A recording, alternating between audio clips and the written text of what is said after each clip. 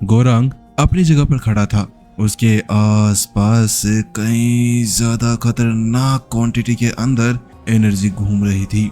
वो स्वर्ग की साफ भाग्य ऊर्जा थी। जो ऊर्जा गोरांग के आसपास में घूम रही थी, जब वो उसके आसपास में घूम रही थी तो आसपास का सारा नजारा चेंज हो जाता है। वो एनर्जी बहुत बहुत बहुत ही ज्यादा थी।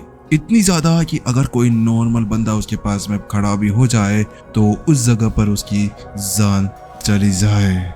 वहीं जब विपिन उस एनर्जी को महसूस करता है, उस एनर्जी को देखता है, तो उस जगह पर उसकी आंखों के अंदर एक अलग सी चमक आ गई थी। लेकिन वो हैरान भी था क्योंकि ये ताकत ये बहुत ज्यादा थी, बहुत ही ज्यादा। वास्तव में इसके अंदर से मोह दाओ टेक्निक की जैसी एनर्जी बाहर निकल रही थी, लेकिन उससे कम। मोह दाओ टेक्निक वास्तव में उससे अलग थी। ये सभी टेक्निकें मोह दाओ टेक्निक के अंदर ही आती है, क्योंकि बात कुछ ऐसी है कि जिस संप्रदाय के अंदर वो लोग हैं उसके अंदर मोह दाओ टेक्निक यानी कि माचेटो संप्रदाय उसका नाम दिया गया है। ये सारी टेक्निक्स इसके अंदर ही आती है। जैसे कि थोड़ी देर पहले जब विपिन था, उसने भी यहाँ पर उस मोह दाओ टेक्निक के साथ में अपनी एक अलग ही टेक्निक बना ली थी। वैसा ही ये सब कुछ भी था, लेकिन ये ताकत यहाँ रुकने वाली नहीं थी। विपिन समझ चुका था कि अभी गोरांग अपनी सफलता हासिल करने के करीब था। बात कुछ ऐसी थी कि जो गोरांग था वो पहले धर्म फैलू क्षेत्र के शिखर के ऊपर था, लेकिन अब इस बार उसकी ताकत बढ़ने लगी थी। अगर कोई बंदा कहे कि ताकत क्या होती है तो उसे साफ साफ ये ताकत दिखा दो, जो ताकत अभी गोरांग के अंदर से बाहर निकल रही थी, क्योंकि उसका वो दबाव विपिन साफ साफ महसूस कर पा रहा था। वो तो अच्छी बात थी कि विपिन के पास में स्वर्ग की साफ एनर्जी और उसकी लाइब्रेरी थी, जो उसे उस दबाव के अंदर खड़े हो पाने में कामयाब हो रही थी।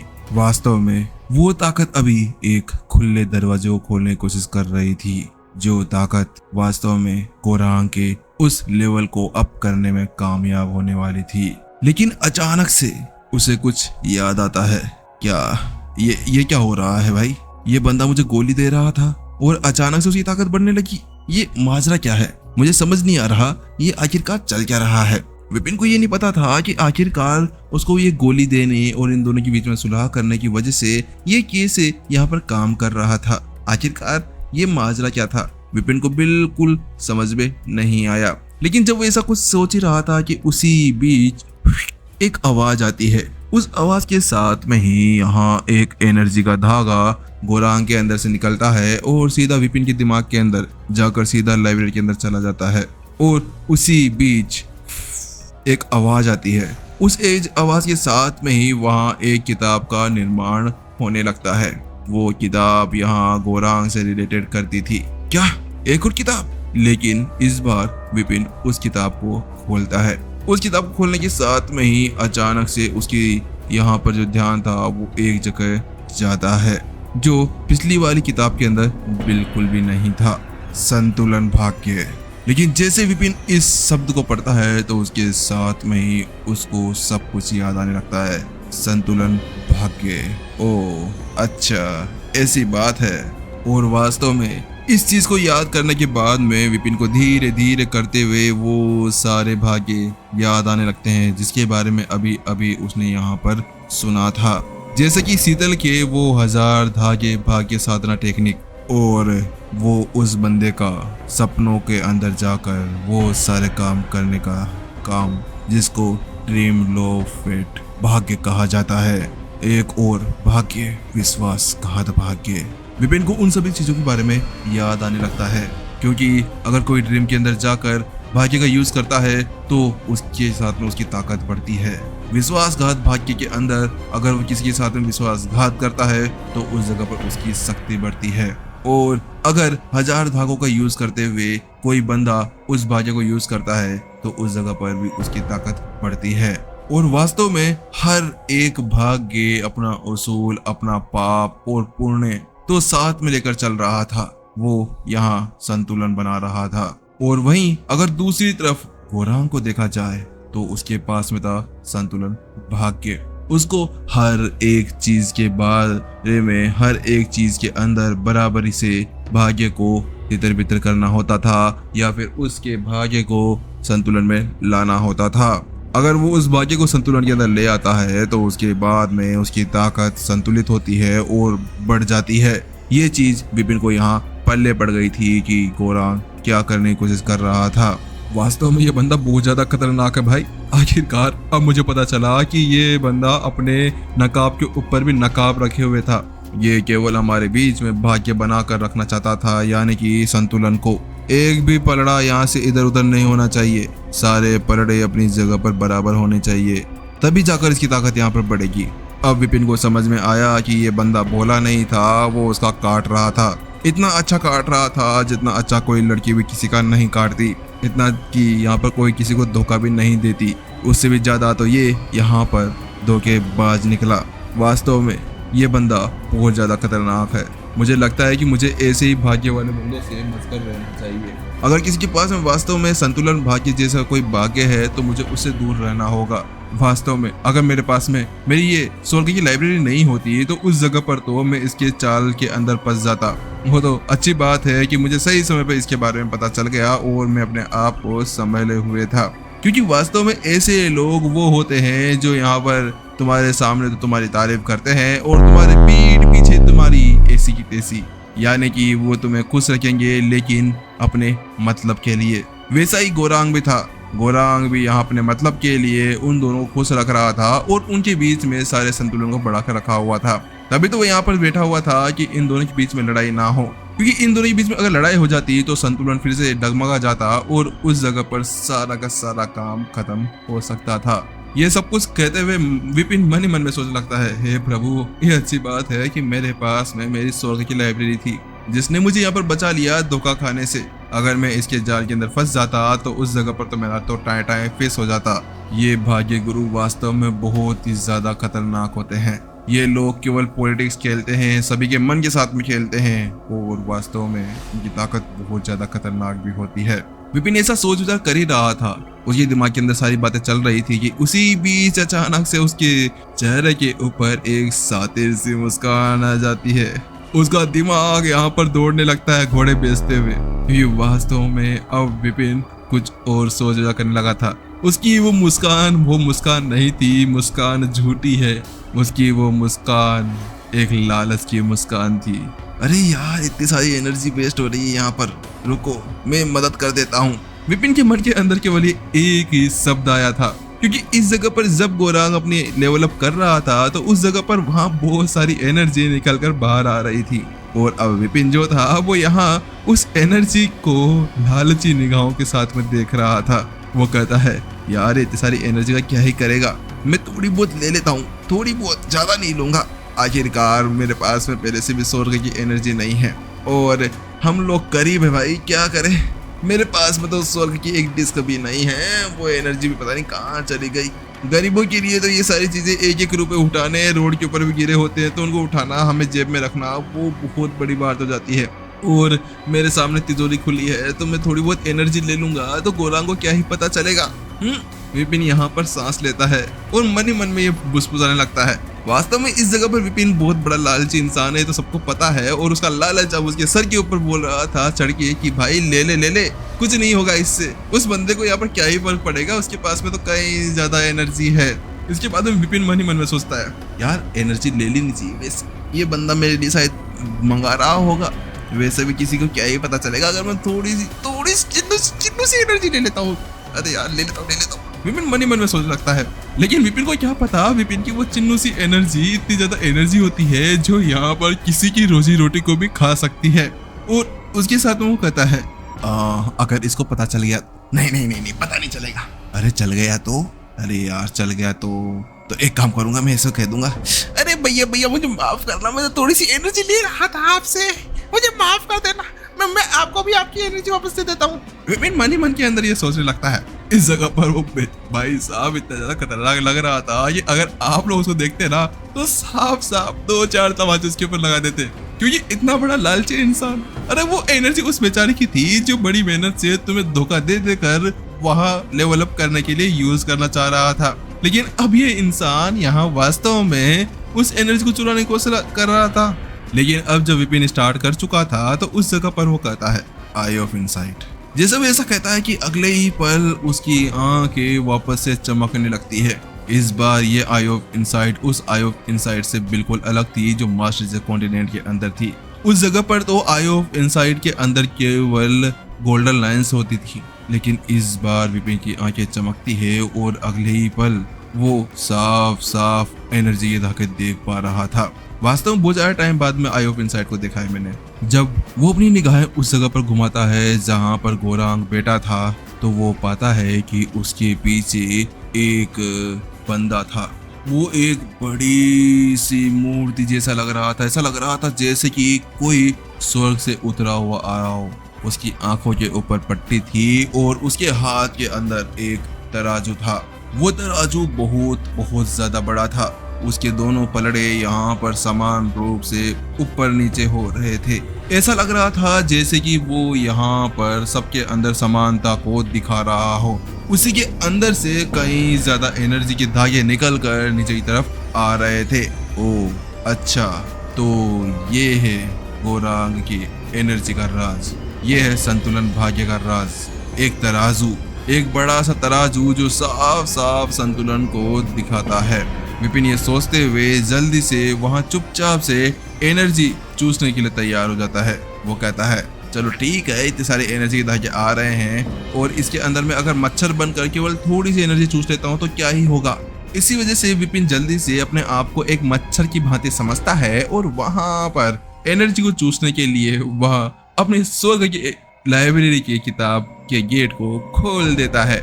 और सभी को पता है कि विपिन के पास में जो चीज होती है वो लालच से भरी हुई होती है। जैसा ही वो अगले पल ऐसा करता है कि कई सारे एनर्जी के धागे बिल्कुल शक करते हुए लाइब्रेरी के अंदर जाने लगते हैं और लाइब्रेरी के अंदर धीरे धीरे करते हुए कई सारी किताबें बनना शुरू हो गई थी। वो बहुत सारी किताबें थी, क्योंकि अभी जो एनर्जी के धागे यहाँ बन रहे थे ये शुद्ध थे और सीधे स्वर्ग से आ रहे थे। लेकिन जब विपिन इस क्रिया को कर रहा था तो दूसरी तरफ प्रतिक्रिया होने की तो जरूरी थी ही। वहीं दूसरी तरफ इस चीज को गोरांग महसूस कर लेता है। वो कहता है हाँ? क्या हो रहा है ये? अरे भाई, एनर्जी के धागे कहाँ चले गए? मेरी ताकत अभी बढ़ तो रही थी और ये अचानक से क्या हो गया?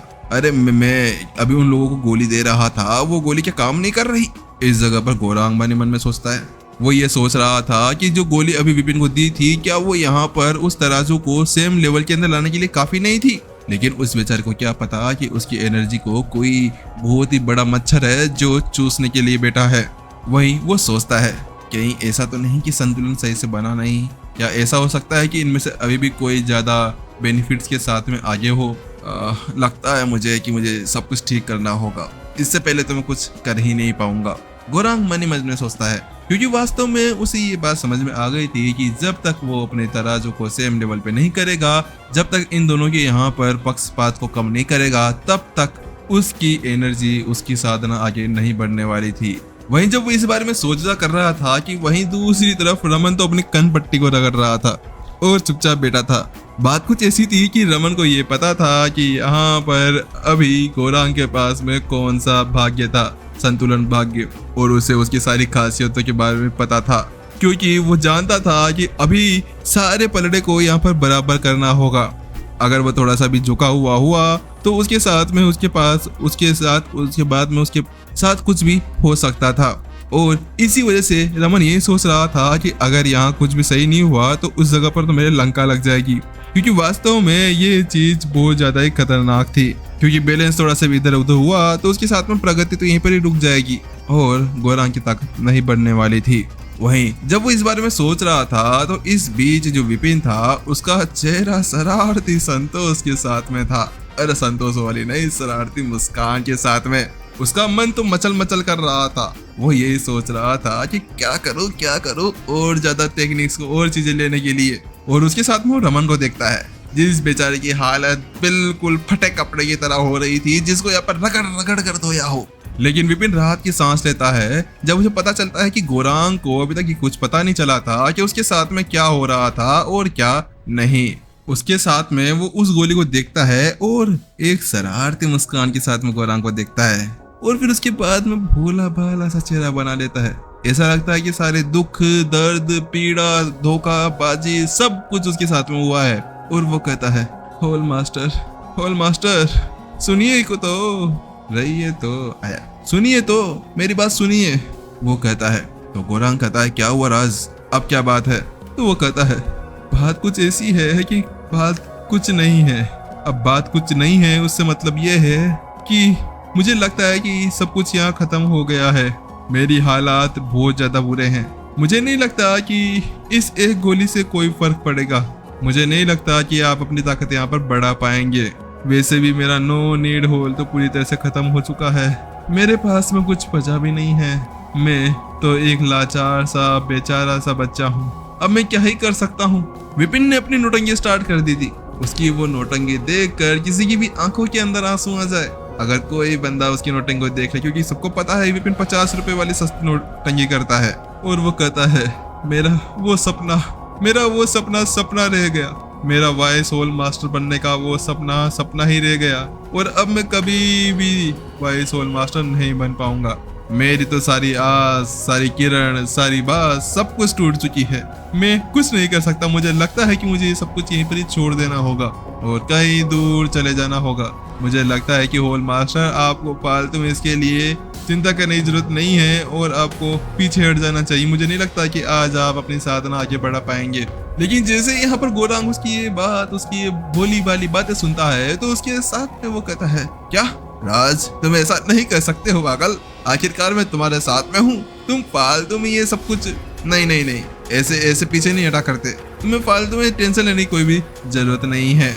वहीं उसकी वो बात सुनने के साथ में विपिन ने अपना सर हिलाया। वास्तव में अब उसको वो बात पक्का हो गई थी। ये सही था कि यहाँ पर गोरांग वास्तव में संतुलन को ठीक करे बिना नहीं रह सकता, चाहे से उसके लिए उसे कुछ भी करना पड़ जाए। तो उसके साथ में विपिन भोली से शकल बनाते हुए कहता, तो होल मास्टर मुझे क्या करना चाहिए? आप ही बताइए, मेरे पास में क्या ही बचा है। विपिन की उस बात को सुनने के साथ में गोरांग मानो भावुक सा हो गया हो। वो भी एक्टिंग करते हुए बताता है, अरे पागल, तुम्हें अभी यहाँ पर पीछे नहीं हटना चाहिए। तुम्हें पता है ना राज कि तुम्हारा ये मामला, तुम्हारी ये बातें कि तुम्हारा नो नीड होल पूरी तरह से खत्म हो चुका है और तुम्हें यहाँ पर ये पता होगा कि अगर इसके बारे में सभी को पता चल चुका है तो उसके साथ में तुम्हारी इज्जत का फलूदा हो चुका है, यानी सभी लोग उस फलूदे को खा रहे हैं। तो तुम इस तरह से पीछे नहीं हट सकते हो। तुम्हें अपने आप को यहाँ पर ठीक रखना होगा। तुम्हारी इज्जत को वापस लेकर आना होगा। वो इज्जत तुम्हारी चड्डी के अंदर छिपी हुई थी, उसको तुम्हें वापस लेकर आना होगा। तो उसकी बात सुनने के साथ में विपिन कहता है, तो मैं क्या करूं? मेरे पास में तो कुछ बचा भी नहीं है। मेरी साधना भी आगे नहीं बढ़ी। मेरे पास में तो कोई किताबें भी नहीं है। देख रहे हो?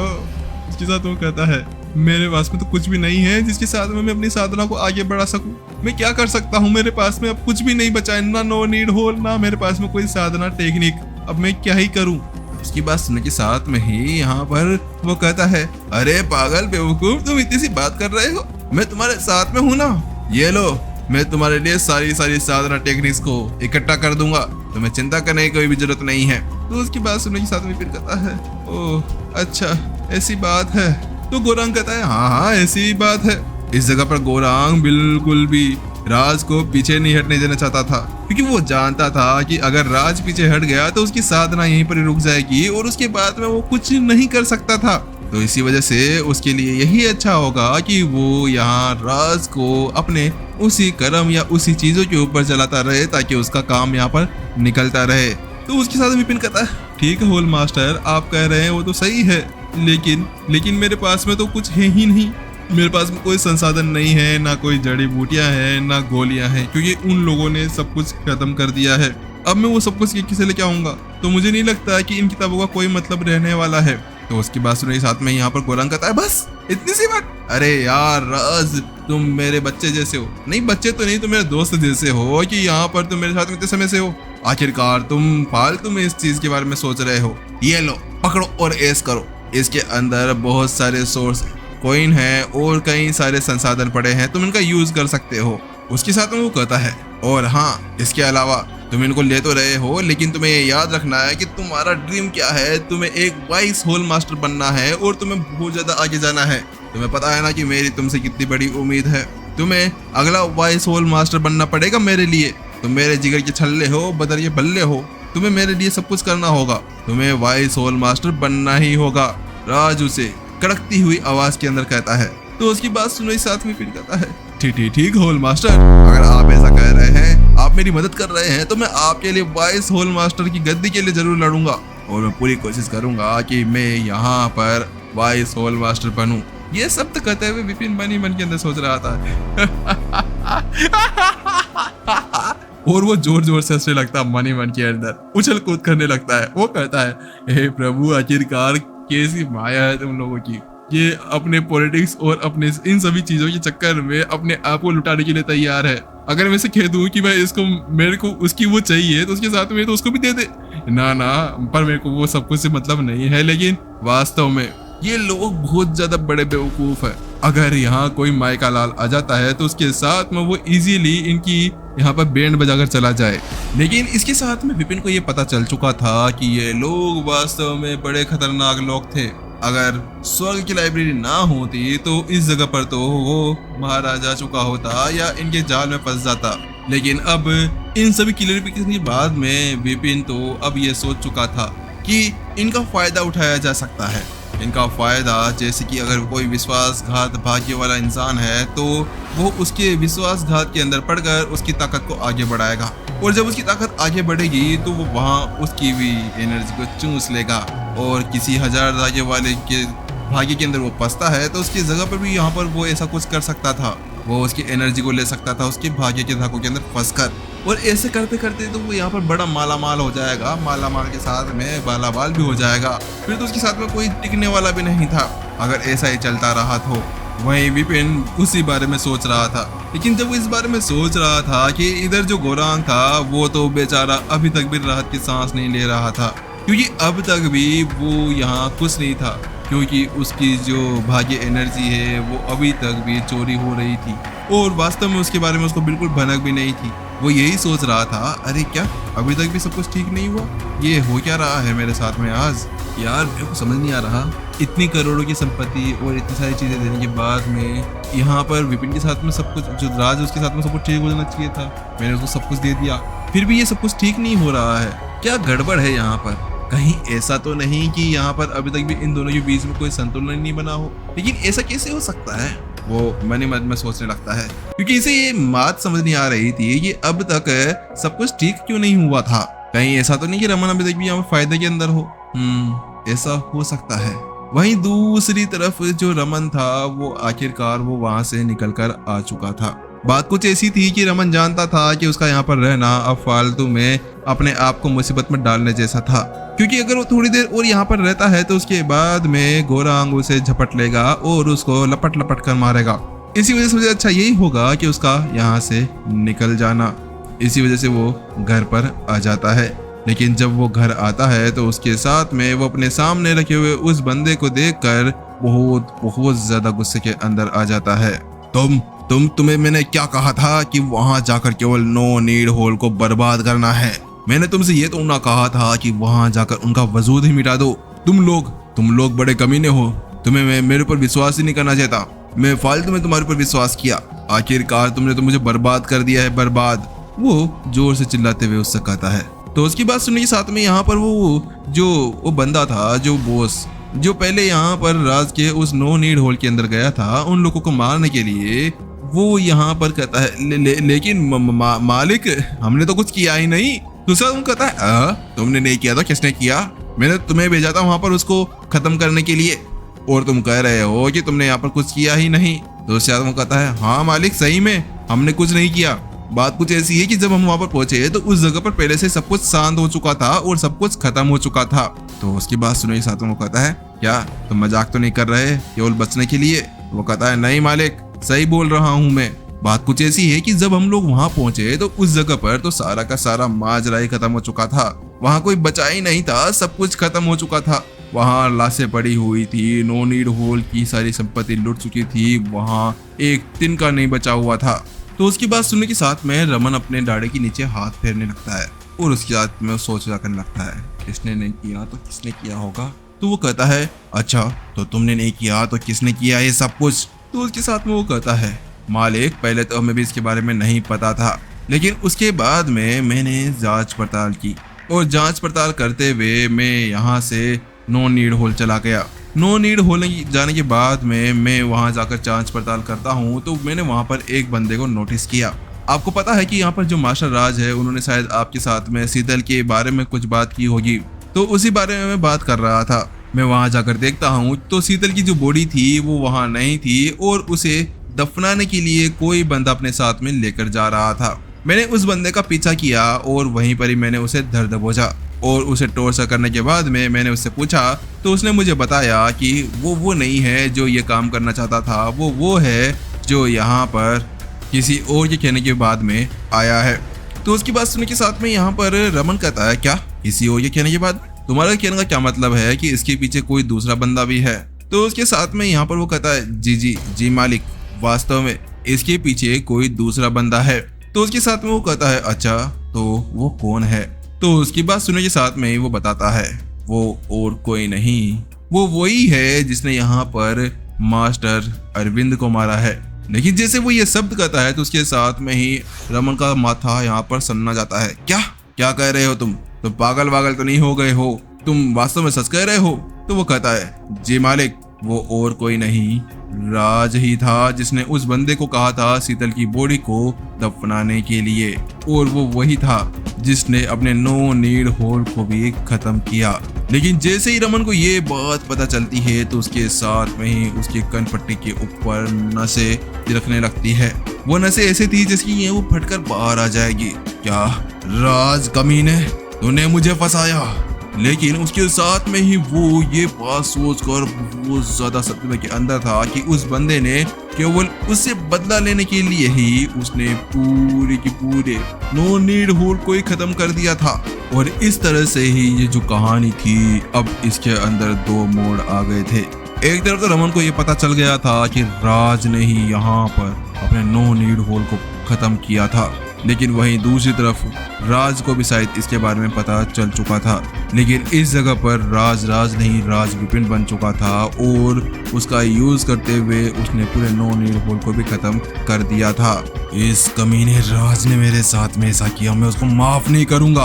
और वहां पर उसकी एनर्जी फूट पड़ती है। वो बहुत ज्यादा गुस्से के अंदर लग रहा था। कमीने राज, तू इतना ज्यादा गिरा हुआ इंसान निकलेगा मुझे पता नहीं था। तूने केवल मुझे से बदला लेने के लिए नो नीड होल को खत्म कर दिया। उसके अंदर तो तेरे स्टूडेंट्स, तेरी वाइफ भी थी और तूने उनको भी खत्म कर दिया।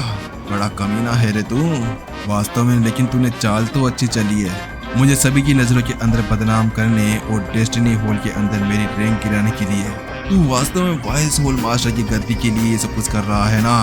मुझे लगता है कि अगला टारगेट मैं हूँ तेरा, लेकिन नहीं, मैं उससे पहले ही तुझे मार डालूंगा। आखिरकार तेरी इतनी हिम्मत कि तूने मुझे फंसाया, मैं तुझे मार डालूंगा राज, तुझे मैं मार डालूंगा। इतना कहते वो यहाँ पर अपने उसी बंदे को देखने लगता है। अरे उस बंदे का, वो उसका बंदा नहीं है भाई, रखेल नहीं उसका, मतलब उसी बॉस को। और मन में सोचने लगता है राज ने अपने सभी स्टूडेंट्स को मार डाला। उन लोगों ने देखा जाए तो राज के लिए सेक्रीफाइस किया है। अगर ऐसी ही बात है तो क्यों ना मैं भी अपने बंदों को सेक्रीफाइस करूं इसके लिए। शायद इससे स्टार्टिंग करनी चाहिए।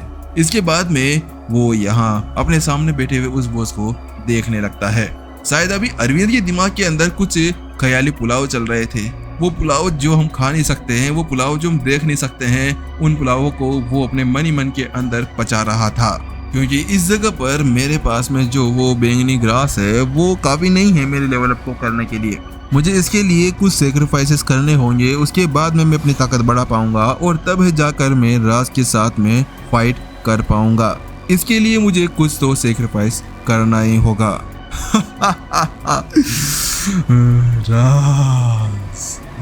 राज तुझे मैं छोड़ने वाला नहीं हूँ राज। ये कहते हुए अरविंद बहुत ज्यादा क्रीपी सी हंसी हंसने लगता है और उसके दिमाग में केवल एक बात चल रही थी, राज को मारना है। जब वो बात उसके मन में चल रही थी तो एपिसोड खत्म हो रहा था। मुझे माफ करना कि एपिसोड लेट आया, लेकिन देख लो 2 एपिसोड आपको लिए मैं लेकर आ गया हूँ। चलिए इसको देखिए और बताइए कि आखिरकार कैसा लगा आप लोगों को एपिसोड। अच्छा ही लगा होगा ना। हाँ हाँ हाँ, देख लो कोई ना। चलिए जल्दी मिलते हैं नेक्स्ट एपिसोड के अंदर। सबके लिए टाटा बाय बाय सायोनारा, जल्द ही मिलते हैं।